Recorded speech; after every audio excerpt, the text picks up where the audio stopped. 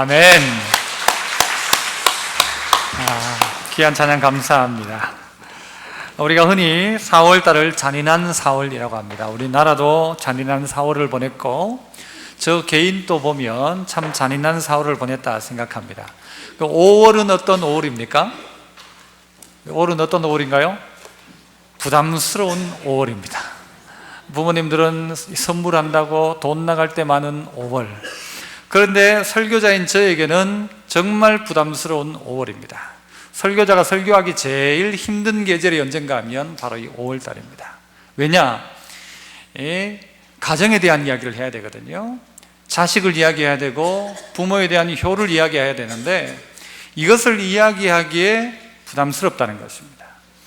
누가 자기 자식을 키우면서 누구 자식 욕 못한다고 하죠.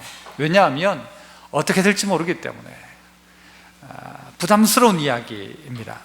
하지만 우리는 오늘 모두가 오늘 본문 속에서 말씀 속에서 교훈을 받아야 하고 혹 우리가 잘못했던 것이 있다면 말씀에 비추어 바꿔야 하고 내가 잘하고 있는 것이 있다면 함께 나누어야 할 것이며 정말 귀한 부모로 하나님이 주신 이 가정들을 아름답게 만들어 가야 될 계절이 바로 이 5월달이죠.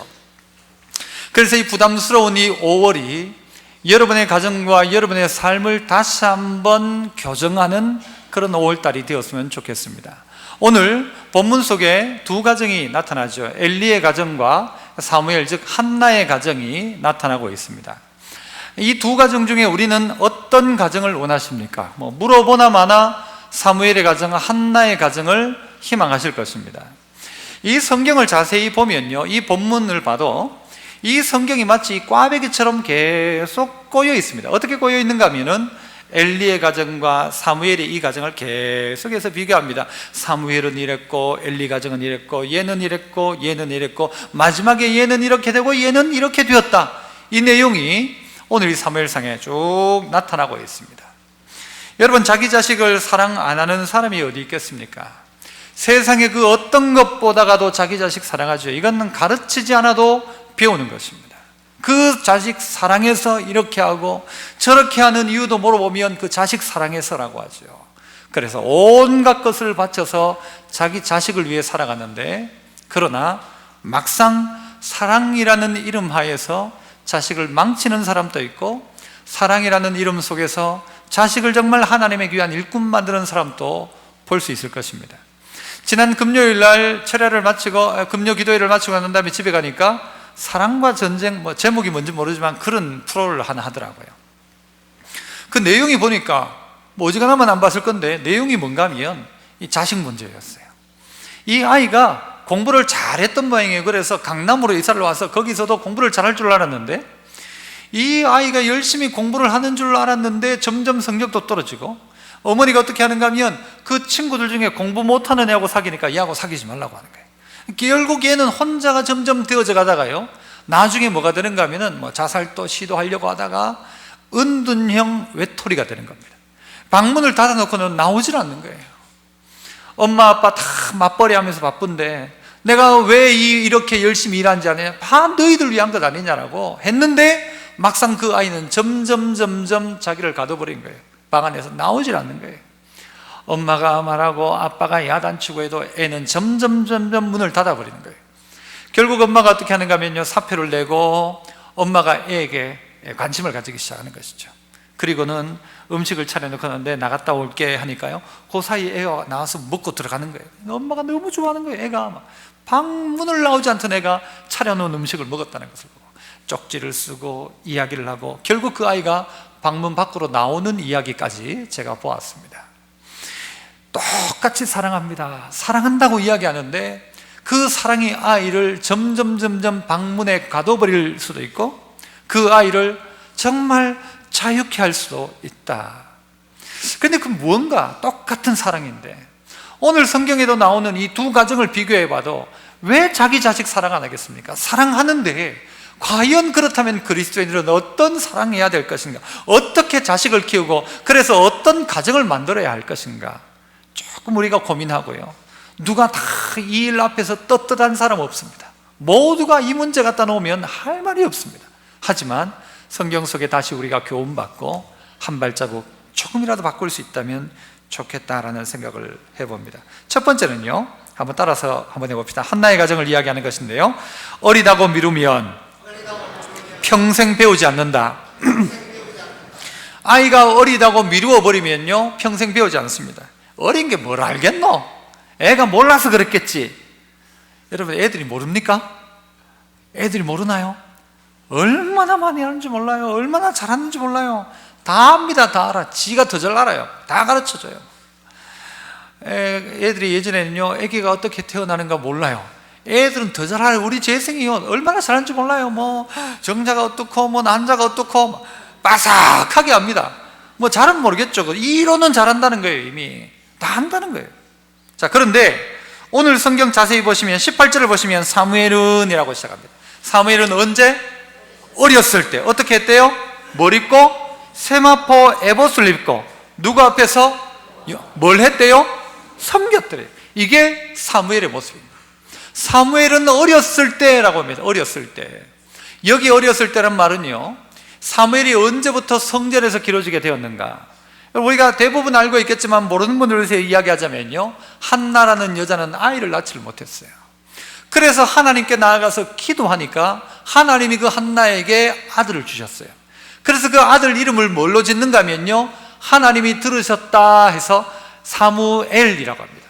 사무라고 있는 샴마, 사무, 이거는요 뭐냐면은 듣는다라는 뜻이고요, 엘은 하나님이라는 뜻입니다. 하나님이 들으셨다 해서 낳은 아들이 사무엘이에요. 뭘 들으셨는가? 한나가 하나님께 서원하여 약속하기를, 하나님 만약 저에게 아들을 주신다면 내가 이 아들을 하나님께 바치겠습니다 라는 약속을 했고, 그 약속에 따라 하나님은 선물로 아들 사무엘을 주셨어요. 그런데 이 한나가 아들이 태어나자 마음이 바뀔 수도 있잖아요.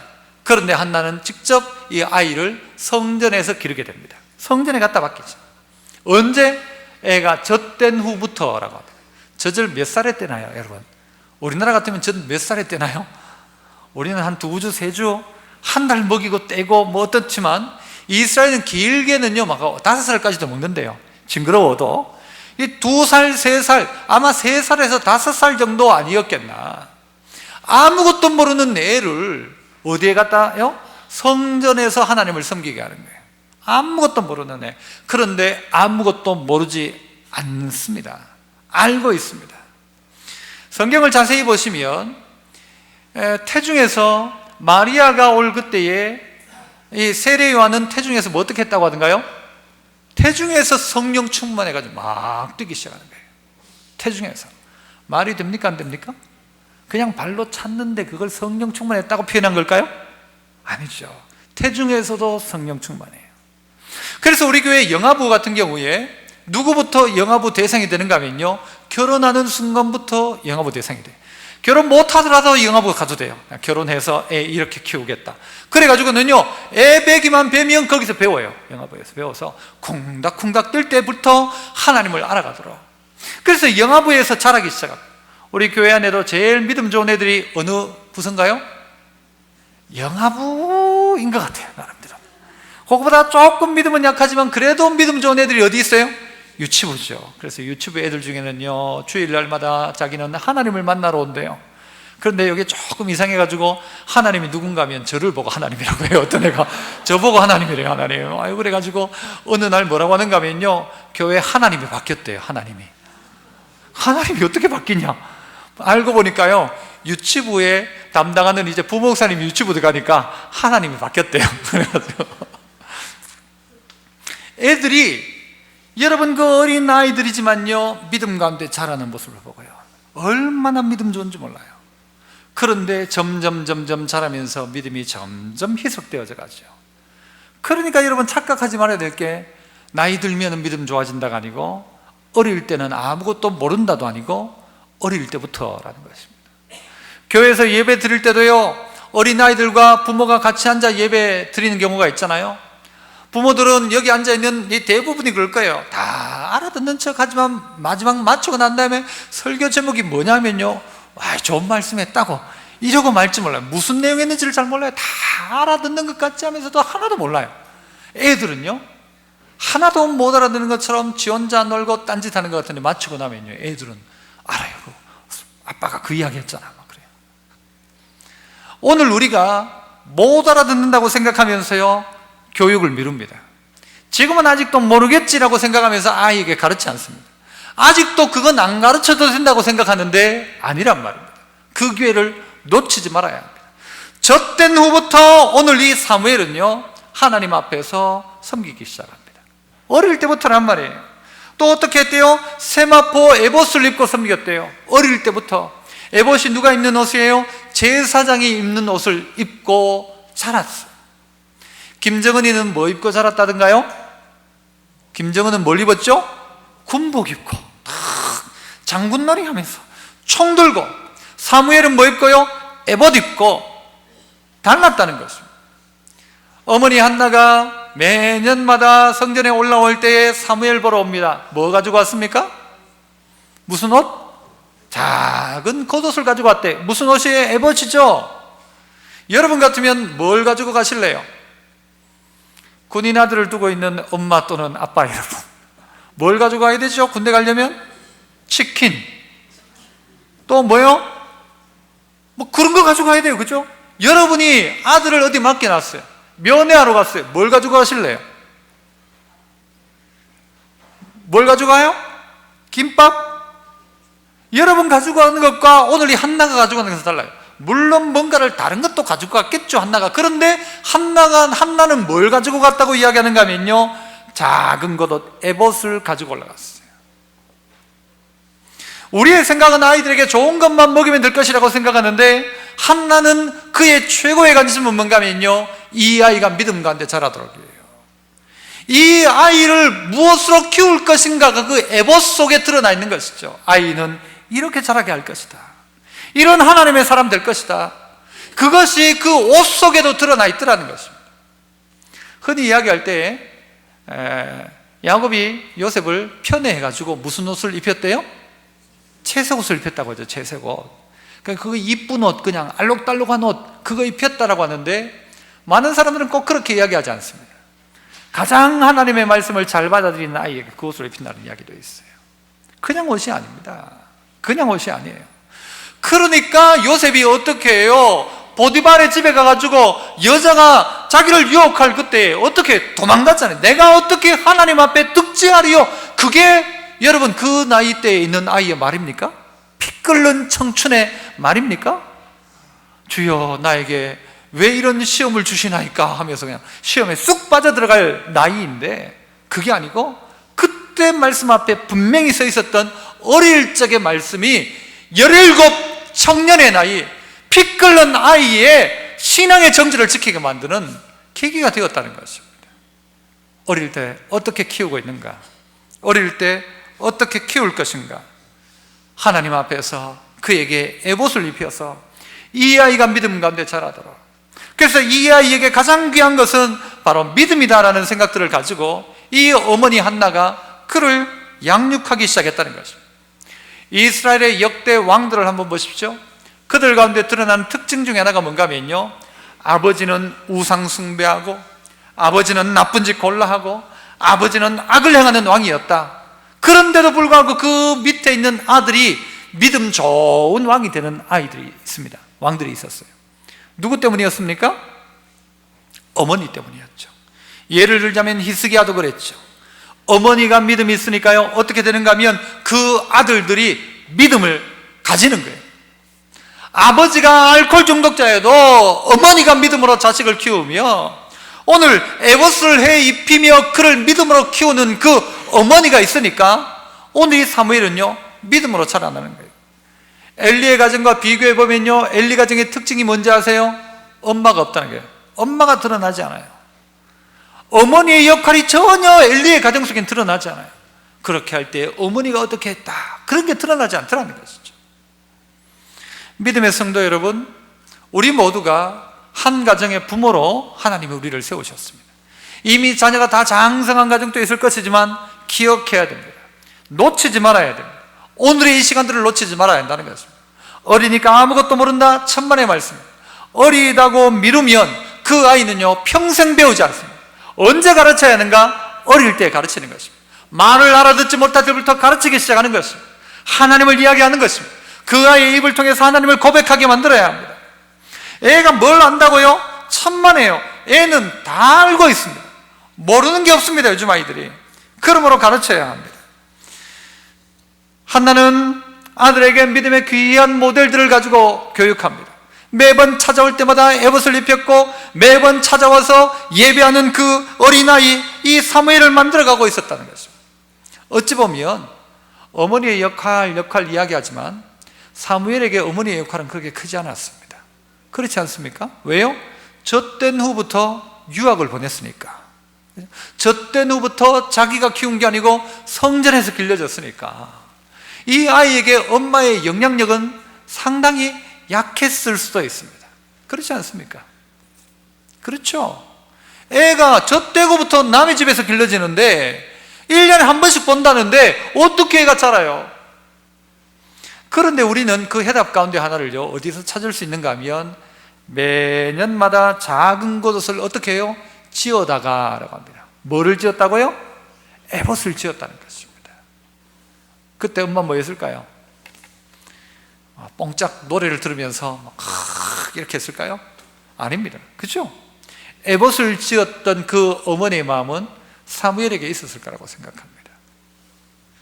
여러분, 요즘 자녀를 양육하는 분들을 봐도 어머니가 할 수 있는 부분이 그렇게 많지 않습니다. 젖된 후에 아이를 성전에 보냈던 것처럼 우리들도 애를요, 전부 다 유치원으로, 어린이집으로, 학교로, 학원으로 계속 내몰고 있습니다. 오늘 우리의 손에서 키우지 못한다는 것입니다. 그러하기에 더더욱 필요한 것은 뭔가 하면요, 이 아이가 믿음으로 자라도록 에봇을 짓는 마음으로 아이를 위해 기도해 줘야 할 것입니다. 이거잖아요, 이거. 우리가 어떻게 애 따라갈 수가 있어요? 우리가 어떻게 애 뒤를 졸졸 따라다니면서 이건 되고 이건 안 되고 이건 되고 이건 안 되고 할 수 있습니까? 못 하잖아요. 그러니까 집에서 에봇을 짚는 마음으로 자녀를 향하여 기도하는 기도의 어머니, 그의 표준은 어딘가 아름다운 제사장으로 하나님 앞에 쓰임받는 제사장같이 되었으면 좋겠다 해서 에봇을 지어 입히면서 또 뭐라고 해요? 이 사무엘의 가정은요, 이 사무엘은 여호와 앞에서라고 해요. 여호와 앞에서. 다른 사람들은 누구 보기 좋게 자기 자신의 위신 때문에, 부모의 체면 때문에 아이를 일시키고 공부시키지만 오늘 이 사무엘은 여호와 앞에서라고 하고요, 마지막 하나는 여호와 앞에서 섬겼다라고 합니다. 언제부터요? 아이 때부터, 어린아이 때부터. 아동학대 아닙니까? 젖된 애한테 막 시키는 거. 그러나 사무엘은 그것을 처음부터 배우기 시작했다는 것입니다. 그래가지고 나중에는 어떻게 됩니까? 이 사무엘 때문에, 이 사무엘이 하나님 앞에 드림이 되니까 하나님이 그 가정에 3남 2녀의 자녀를 더 주시죠. 이 가정이 어떤 가정이냐? 바로 이 사무엘의 가정, 한나의 가정이었다는 것입니다. 우리가 어릴 때에 미뤄버리면 그 아이는 평생 배우지 않는다, 이 마음을 가지고 가르쳐야 합니다. 이 아이가 알아듣던 알아듣지 못하던 아이를 위해서 기도해 줘야 됩니다. 어제 저녁에 이제 집에서 아이가 잘 때 제가 기도를 했거든요. 기도 시간에 지 나름대로 원칙을 몇 개 만들어 가지고요, 요즘 지 뱃살이 있다고 자기 전에 윗몸 일으키기를 50개 해야 된대. 그래가지고 난 바쁜데 지금 나는 준비해야 되는데, 그래가지고 약속한 게 있어가지고 붙잡고 앉아가지고 50개를 막 한 거예요. 다 하고 난 다음에 이제 가려고 하니까 지가 뭐 딴 것도 하는 거예요. 그래가지고 오늘은 네가 알아서 기도해 했거든요. 그러니까 안 된대, 막 불러요. 그래서 제가 가서 다시 이제 기도를 하는데 바쁘니까 제가 그냥 써가지고 짧게 기도했거든요. 그러니까 얘가 저보고 뭐라냐, 아빠 오늘은 정성이 없다고. 아이고, 제가 좀 뜨끔했어요. 진짜 내가 이게 정성 없이 정말 하나님 앞에서의 기도가 아니고 이거는 뭐 그냥 대충 때우기식의 기도를 한 거 아닌가 싶더라고요. 우리가 아이를 대할 때에 그 아이가 알아듣고 있고요, 이 아이가 지금 알아들어야 하고 지금 느껴야 하고 지금 고백되어질 수 있는 그 수준의 고백이 그 입술 가운데 고백되도록 5살의 하나님, 6살의 하나님, 10살의 하나님으로 고백되어지도록 그 고백이 그들에게 있어야 한다는 것입니다. 그럼 너무 부족해요. 키우면서도 부족하고, 이놈 이걸 어떻게 키울까 싶기도 하고요. 다 그렇지 않습니까? 이게 우리의 고민입니다만은, 그러나 오늘 한나가 그러했던 것처럼 어떻게 했대요? 어릴 때부터 뭘 입히면서? 세마포 에봇을 입히면서 누구 앞에서? 하나님 앞에서 뭐 하도록? 섬기도록. 애들이라고만 다 해줄 거 없어요. 섬기도록 해야 돼요. 애들. 하나님 섬기도록, 직접 섬기도록, 세상과 구별된 삶을 살아가도록. 자, 그렇다면 두 번째, 이 엘리의 가정은 어떠했습니까? 엘리의 가정은 어떠했습니까? 엘리의 가정은요, 한번 따라서 해봅시다. 다 컸다고 덮어두면 스스로 망한다. 다 컸다고 덮어두면 스스로 망하게 됩니다. 엘리의 가정을 한번 보십시오. 어떤 생각을 가졌는가? 엘리의 가정은 이 아이가 다 컸다고 생각한 것입니다. 그런데 사실은요, 이 아이들이 아직도 소년이라고 이야기하거든요. 17절에 보면 아직도 소년입니다. 그런데도 불구하고 이제 다 컸다. 그런데 이들이 그때부터 뭘 하고 있었는가? 이 엘리의 아들들이 했던 일이 뭐예요? 직업이 뭐예요? 직분이 뭐예요? 제사장이었어요. 이 제사장 아들 이 둘이 했던 일이 뭔가 하면요, 갈고리를 만들어 가지고 하나님 앞에 드려지는 제물 고기를 찍어 가지고 자기가 가져간 거예요. 어떨 때는 고기를 삶아 가지고 하나님께 드리고 난 다음에 네가 가져가라. 남들이 그렇게 이야기하는데도 나는 삶은 고기 싫다. 찍어 가지고 생고기 가지고 가서 구워 먹겠다는 거예요, 자기가. 그래서 하나님 앞에 제사 드려야 될 제물을 이 자식들이 먼저 가지고 가는 거예요. 하나님 앞에서 오늘 이 짓들을 하고 있더라는 거죠. 그래서 성경은 이 아들들을 가지고 뭐라고 평가하는가? 불량자라고 해요. 불량자. 제사장만 되면 다 된 줄 알죠. 아이고, 야가 그래도 요즘 막 교회 잘 다닙니다. 이것만으로 만족하죠. 우리 자식이 그래도 막 집사 됐습니다. 이걸로 만족하는 거예요. 다 컸다는 거예요. 다 컸다는 거예요. 이제는 더 이상 내 말도 안 듣습니다 라고 하면서 제사장이면 됐다고 생각하죠. 제사장이니까 뭐 지 믿음 지 알아서 하겠지. 그런데 제사장인 아들들이 하고 있는 일이 뭔가 하면요, 그 하나님의 제물을 가지고 가는 거예요. 하나님의 제물을 가지고 가는 거예요. 이 제사장인데도 불구하고 하나님을 알지 못하였다라고 이야기해요. 이들을 평가하기를. 어떻게 제사장이면서도 하나님을 알지 못할 수가 있어요? 어떻게 제사장인데 하나님께 드려져야 될 걸 자기가 먼저 가지고 와요? 요즘 말로 하면요, 교회에 드려지는 헌금을 지가 챙겨 가지고 간 거예요. 하나님 앞에 드려져야 될 것들을 자기가 자기 배를 채운 거예요. 하나님을 향하여 드려지는 예배에 대해서는 다 알고 있는데 진정한 예배를 하나님 앞에 드리지 않고 있더라는 것이죠. 집사면 충분하다. 그 정도 직분인데 뭐. 아이고, 그래도 그 사람이 목사인데도 불구하고 하나님 앞에 서지 않는 목사일 수 있다고요. 저도 가끔 저는 이렇게 설교 예배 인도하다가요, 저는 사도신경을 꼭 보고 저는 읽습니다. 목사님 무슨 사도신경을 보고, 그것도 못 외우는 게 아니고요, 읽다가 보면 틀릴 수도 있잖아요. 그죠? 긴장하고 있다가 보면 갑자기 막 이 한 줄 뛰어넘기도 하고 그럴 수 있어요. 그래서 예배를 위해서 보고 읽습니다. 보고 읽다가 보면요, 그런데 문제는 뭔가 하면요, 이게 무슨 뜻인지도 모르고 막 그냥 읽을 때가 있어요. 본디오 빌라던데 이게 무슨 뜻인지도 모르고 이 지나가는 걸 그냥 훅 읽어버리고 지나가더라는 거예요. 예배가 뜻도 없이 그냥 주문해 오듯이 그냥 한번 읽고 지나가는 거예요. 아니라는 것이죠. 찬송을 하는데 그냥 막 찬송이 막 그냥 부르는, 지나가는 그냥 형식으로 되어지고 있다면 참 문제죠. 찬송도 하나님 앞에서 하지 않고, 우리의 신앙의 고백도 하나님 앞에서 하지 않고, 내가 지금 이 자리에서 예배 드리는데 예배는 뭔가 하면요, 그럴듯한 형식인 거예요. 이 형식만 지켜지면 예배인 것처럼. 천만의 말씀이죠. 그 일들을 누가 하고 있었는가? 엘리의 아들들이 제사장의 직분을 가지고 있으면서도 그렇게 하고 있었다는 것입니다. 아버지 입장에서 어떻게 해야 됩니까? 어떻게 해야 되죠? 죄 짓고 있는 제사장 어떻게 해야 됩니까? 쫓아내야 되죠. 쫓아내서라도 제사장 안 해야 하나님 앞에 똑바로 설 수 있을 것 같으면, 죄 안 지을 것 같으면 제사장을 그만두게 만들어야 되죠. 진짜 자식을 사랑한다면 이 아들 망하지 않도록, 너 제사장 하다가 망하겠다, 너 그러다가 망하겠다, 제사장 하지 마라. 차라리 너 제사장 하면서 그럴 것 같으면 차라리 농사 지어라. 그래야 되죠. 그 자식에게 돈 많이 줘가지고 죄 지을 것 같으면 자식에게 돈 끊어버려야 돼요. 네가 돈 때문에 죄 지을 것 같으면 나 돈 안 준다. 돈 끊어버려야 되죠. 용돈 받는 족족 나쁜 짓 하면 용돈 주지 말아야 되죠. 근데 그게 답만은 아닙니다만은 여러분 그거 못하도록 해야 되죠. 그런데 엘리는 어떻게 합니까? 엘리의 모습을 보면요, 뭐라고 하는가 하면은 23절 24절을 보면요, 내가 너희의 악행을 이 모든 백성에게 듣노라. 너희가 어찌하여 이런 일을 하느냐? 내가 백성에게 듣는다. 소문이 좋지 않다. 이렇게 이야기합니다. 이게 무슨 뜻이라고 생각합니까, 여러분? 이게 아들을 제대로 가르치는 겁니까? 애에게 제대로 하는 겁니까? 이건요, 엘리가 어떤 태도인가 하면, 야, 너가 아버지가 제사장인데 네가 그래가지고 되겠나? 이 이야기입니다.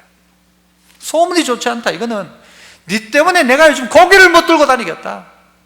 네가 목사 아들인데 네가 그래가지고 되겠냐, 이놈아. 네가 목사 아들이 그 아이의 영혼을 이야기하는 게 아니고 내 위신을 이야기하는 거야. 내 위신. 내가 그래도 교회 장로인데 말이야, 네가 이래가 되겠나. 그 아들에게 잘못된 것을 가르쳐야 돼. 잘못된 것을. 잘못되었다고 가르쳐야 되죠. 제가 힘들 때가 있었어요. 이 참종교회 와가지고 힘들 때가 있었어요. 말 못할 고통이 있었습니다. 무슨 고통인가 하면 우리 딸내미가 교회를 옮기겠대요. 우리 딸내미가, 아니 목사 딸이 참종교회 다니지 네가 딴 교회 가면 어떻게 하냐. 내가 고민스러웠어요. 그런데 진짜 애가 막 울면서 딴 교회 갔으면 좋겠대. 왜? 사람들이 나를 목사 딸로 본다는 거예요. 막 네가 목사 딸이 가지고 왜 치마가 잘려? 왜 화장을 했냐? 아마 그런 것 같아요. 아마 내가 자세히는 몰라도 교회를 옮기겠대. 그런데요, 이게 목사 딸, 우리 딸만의 이야기가 아니고 목사 딸들의 비슷한 고민들이 다 있더라고요. 목사 딸들은 다 이런 고민을 하면 안 돼. 내가 목사냐? 나는 그냥 목사 딸인 죄밖에 없다. 왜 나를 목사로 보느냐? 왜 나를 목사로 보느냐? 그 이야기 들을 때, 제가 난감했어요. 진짜 교회를 옮겨야 되나? 어느 교회로 옮겨줄까? 고민스럽잖아요. 근데 제가 옮겼다면 여러분 저거 뭐라고 할까요? 목사가 돼가지고 말이야, 어디 딸을. 아주 고민스러웠어요, 진짜. 그런데 그 고민도 조금 지나니까 지가 알아서 또 다 해결을 했습니다만은, 여러분 이런 고민 앞에서 그 딸을 두고 있다면 여러분 한번 생각해 보세요. 여러분의 딸 아들이 와가지고 나 오늘부터 교회 안 다니겠다고. 나 오늘부터 교회 안. 야 임마, 너가 아버지가 목사인데 네가 교회 안 다니면 어떻게 하냐? 아니 내가 장로인데 네가 교회 안 다니면 내 위신이 뭐가 되냐? 악을 행하고 있는데 자기의 위신을 생각하고 있는 거예요. 그 아이의 고민 속으로 들어가서 그 무슨 고민인지를, 어떤 고민인지를 알아주고 했더라면 여러분 살릴 수 있는 아이죠. 그렇게 하지 않더라는 거예요. 단지 생각하는 건 내 위신만 생각하는 거예요. 남들이 나를 어떻게 보겠냐는 거예요. 이게 엘리가 가지고 있는 태도예요. 그러면서 어떤 생각을 하는가 하면요, 뭐라고 하는가 하면, 아이고 지금은 그래 하지만 나중에 되면 지가 알아서 돌아오겠지. 천만의 말씀입니다. 다 컸다고 덮어두면 스스로 망합니다. 자식과 부모 관계에서 지가 알아서 하겠지라고 말하는 게 부모가 아니라는 거죠. 부모는 그럴 수 없죠. 아이고 지가 알아서 하겠지만 머리 다 컸는데. 여러분 애가 죽고 있는데 지 알아서 하겠지라고 할 겁니까? 아니죠. 때가 되면 회개하고 돌아오겠지라고 해요. 안 됩니다, 여러분. 지금 우리에게 주어진 기회, 내 영향력 속에 그래도 있을 그때에 해결해야 합니다.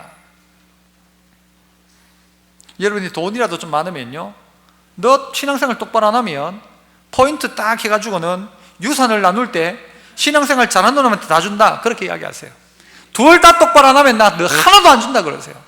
도장 찍어가지고 벽에 붙여놨었어요. 그래가지고 유언장 해가지고 신앙생활 똑바로 안 하는 놈 유산 안 준다, 적어보십시오.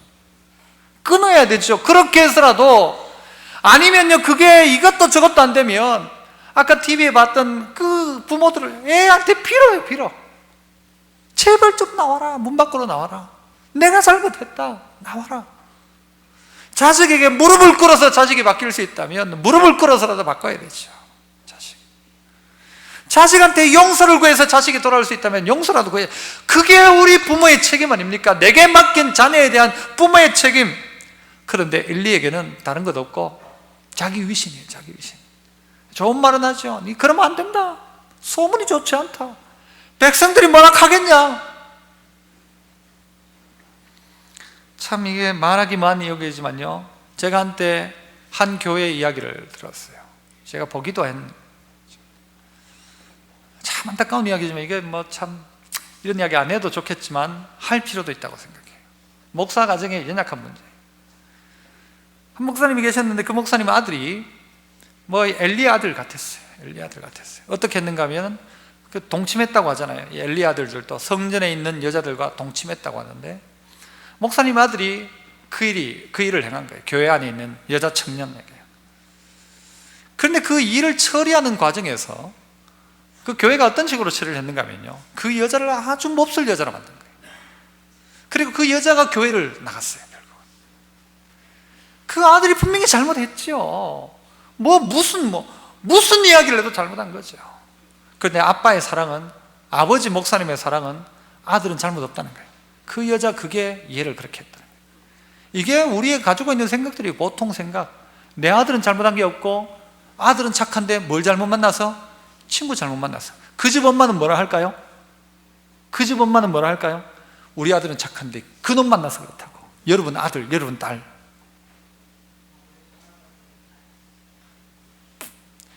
그래가지고는요, 그 여자 청년은 뭐 완전히 막 진짜 이 억울한 일이죠. 쫓겨났어요.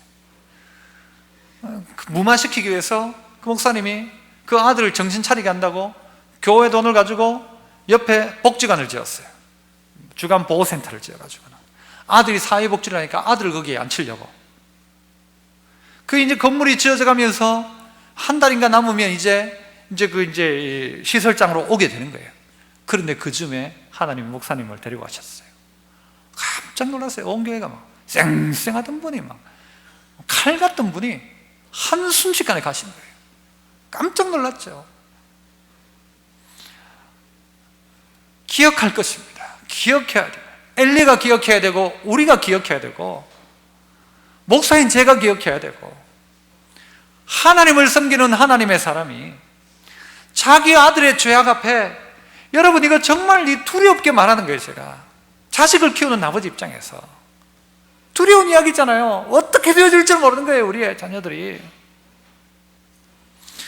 잘못했을 때 그 앞에 무릎을 꿇든 무슨 방법을 쓰든 그 아이가 죄를 깨닫고 회개하게 만들든 아니면 두들겨 패서라도 받거든, 패는 게 방법이 아니고 무릎 꿇는 게 방법은 아니지만 어떤 방법이라도 써서 그 잘못하고 있는 이 엘리의 아들들을 돌이키도록 만드는 게 아버지지.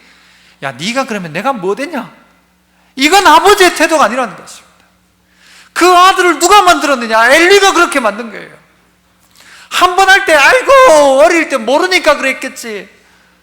돈을 훔쳐도 아직 어리니까 모르니까 그랬지. 많이 훔친 것도 아니고 1,000원 훔친 거 가지고 뭘 그러냐, 모르니까 그랬지. 그렇게 넘기니까 얘가 고기를 워낙 좋아하니까 그렇다고, 삶은 고기 안 좋아하니까 그런 거지 라고 넘겨버리니까 나중에는 갈고리를 들고 고기를 꺼내가지고 자기가 먹는 거예요. 하나님 앞에 드리기도 전에. 어느 날 한 번 되어진 문제가 아니라는 것입니다. 어느 날 갑자기 죄를 짓는 게 아니라는 것입니다. 하나 둘 쌓여진 거예요. 다 컸다고 덮어두면 스스로 망합니다. 얘가 그냥 교회 다닌다 이걸로 끝내서 안 됩니다. 부모도 꺼내기 힘든 이야기일지 몰라요. 자식하고 신앙 이야기를 하는 게. 너 요즘 어떤 기도하냐? 이 이야기를 꺼내기 힘들어요. 왜? 자기가 기도 안 하니까. 너 요즘 하나님이 네 마음속에 어떤 마음을 주시느냐? 말한 적이 없어요. 왜? 내가 그 마음을 가진 적이 없는데 무슨 그런 이야기를 해요, 자식하고. 그래, 월급 얼마 받았나? 고기 맛있더나? 소문이 별로 안 좋으니까 요즘 좀 자제해라. 술 좀 그만 마셔라. 그리고 끝낸다는 거예요. 그래 끝나는 거예요. 교회 올 땐 담배 피우지 마라. 부모의 무책임과 불간섭이 결국 자식을 망하게 하는 것입니다. 그렇잖아요. 나를 봐서라도 하나님 용서해 주겠지. 내가 목사인데 내 아들 용서해 주겠지. 물론 하나님이요, 부모 때문에 자식에게 은혜를 베풀 때도 있어요. 그러나 분명한 건요, 그 자식이 고칠 때예요. 고칠 때, 회개할 때, 돌이킬 때 부모 때문에 자식 스스로가 회개하는 거예요. 그때 하나님 은혜 주시죠. 또 이런 이야기 하죠. 다 큰 놈을 내가 어떻게 하겠습니까? 다 큰 놈을. 머리가 이렇게 굵었는데 말도 안 됐습니다. 그러니까 언제부터요, 어리다고 미루지 말고 어릴 때부터 이야기해야 되고, 순간순간 이야기해야 돼. 순간순간. 이 아이들이요, 살살 거짓말할 나이가 되잖아요. 저희 아이도 이제 거짓말을 다 하더라고요. 어제 낮에 우리 아이는 월요일 날 얼마 동안 게임을 하도록 만들어줘요. 일주일에 월요일 한 30분인가 그 정도 할 거예요. 아마 게임 하도록 만들어줘요. 그래, 지난주에는 놀다가 게임을 못했어요. 그러니까 이번 주간 동안 뭐라고 하는가 하면 게임해야 된다고, 월요일 날 안 했다고 막 게임을 하고 싶어가지고. 그래가지고 어제 어디 갔다가요, 제 목양실에 와가지고 아빠 게임해도 돼요 하는 거예요. 그래, 네 월요일 안 했으니까 좀 해라 했어요.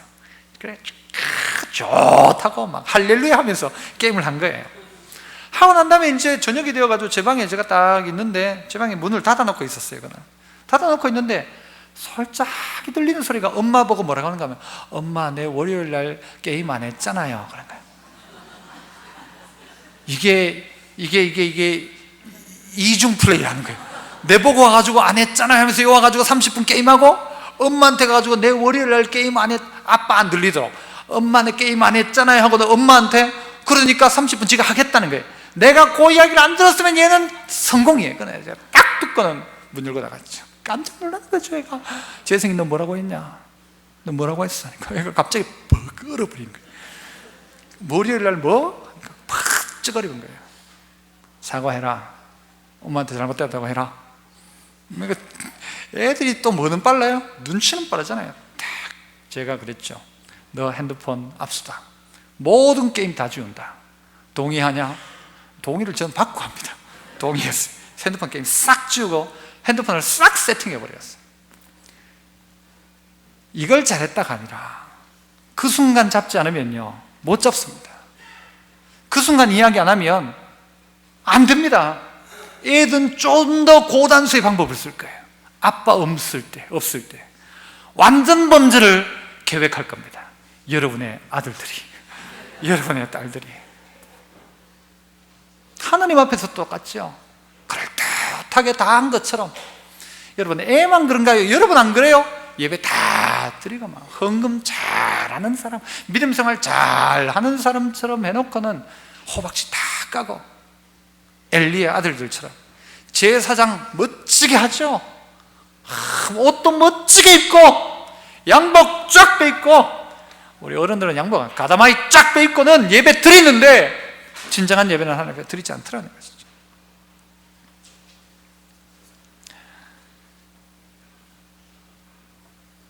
시간이 꽤 지났네요. 더 많은 이야기를 하지 않아도 될 것 같아요.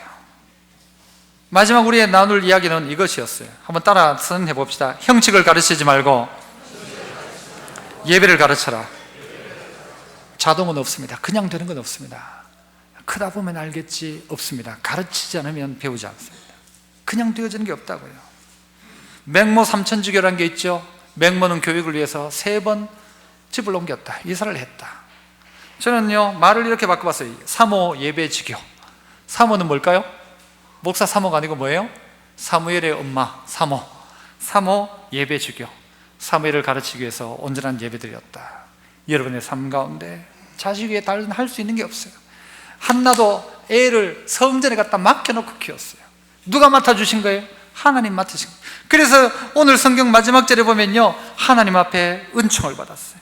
사무엘이 점점 자라며 여호와와 사람들에게 은총을 턱 받더라 그랬어요. 하나님이 그에게 은총을 베풀어요. 누구에게 은총 베푸느냐? 매일 찾아가고 매일 할 수 없지만 여러분 어떻게 해요? 그 아이를 위해서 에봇을 지으면서 기도했던 그 어머니의 기도 통해서 하나님은요 그에게 은총은 누가 주시는가 하면 하나님이 주시고, 은총은 누가 주는가 하면 사람이 주는 거예요. 자꾸 그에게. 그런 사람 되어야 되죠. 그래서 우리 아이들이 정말 믿음의 부모 만났다는 것이 내 평생 제일 큰 복이었습니다라고 자식이 고백해야 돼요. 돈 많은 부모 만난 것이 내 복이었습니다가 아니고, 믿음 좋은 부모님 만나서 다른 건 몰라도 믿음 유산 받은 거, 이거 정말 나는 행복합니다. 기도하는 어머니를 내가 모셨다는 게 너무 행복하고, 나를 향하여 진솔하게 신앙의 솔직한 면을 이야기해 줬던 아버지를 만났다는 것이 저에게 가장 큰 복이었습니다. 고백할 수 있는 그런 가정 다 되시기를 축복합니다.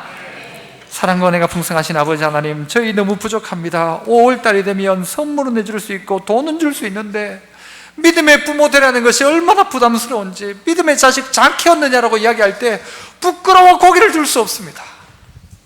하지만 아버지 하나님, 오늘 그래도 다시 한번 말씀 속에 하나님의 음성을 듣고 믿음의 자식으로 잘 키우게 하시고, 부모 없이 자식이 있을 수 없고, 한나가 없이 사무엘이 있을 수 없는 것, 한나의 기도를 통해 한나가 키운 게 아니고 하나님이 키워주셨던 것처럼 하나님, 우리 자식들 하나님 키워주시옵소서. 우리가 하나님의 뜻 가운데 살아갈 때 하나님이 책임져 주시고, 아이 사무엘이 점점 자라매 하나님과 사람 앞에 점점 더 은총을 받고 사랑을 받았던 것처럼 우리의 자녀들 가운데 이 은혜 허락하여 주시고, 부모다운 부모 되게 하시고, 하나님을 더 알아가고 더 잘 섬기는 하나님의 사람들 되게 하여 주옵소서. 형식을 갖췄다고 그냥 안심하지 말고, 그냥 지난주일 교회 갔다 왔습니다 이 말로 안심하지 말고, 그 아이가 정말 어떤 말씀을 듣고 어떤 반응을 하고 있고 어떤 하나님을 섬기고 있는지를 우리 모두가 고민하며 믿음의 가정 만들기를 고민하는 저희들 되게 없어서 예수님 이름으로 기도합나이다. 아멘.